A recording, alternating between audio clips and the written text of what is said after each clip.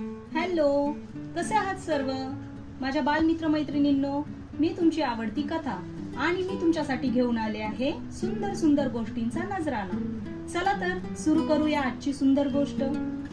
मुलांना गोष्ट ऐकण्याचा आनंद मिळावा म्हणून केलेला हा छोटासा प्रयत्न आहे. तुम्हाला नक्की आवडेल. देवचे मित्र. देव आणि त्याचे बाबा जंगलाजवळ राहत होते. त्या जंगलात अनेक सुंदर पक्षीही राहत होते. देवला त्या पक्ष्यांचे सुरेल गाणं खूप आवडत होतं.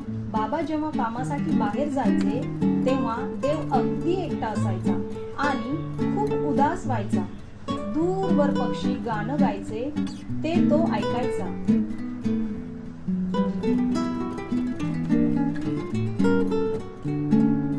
एके दिवशी देवने बाबांना सांगितलं की त्याला त्या पक्ष्यांबरोबर खेळायचे आहे. संध्याकाळी घरी येताना बाबांनी पक्ष्यांना पिंजऱ्यात पकडून आणले.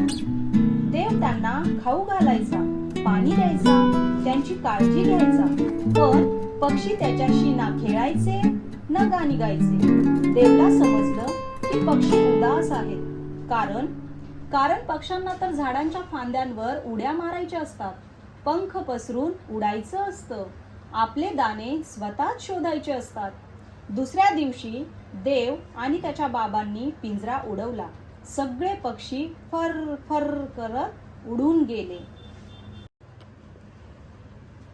मुलांनो, गोष्ट वाचून आपल्याला हे समजते की प्राणी आणि पक्ष्यांना कधीही पिंजऱ्यात ठेवू नये. त्यांनाही जगायचं असतं मन मोकळेपणाने, स्वतंत्रपणे.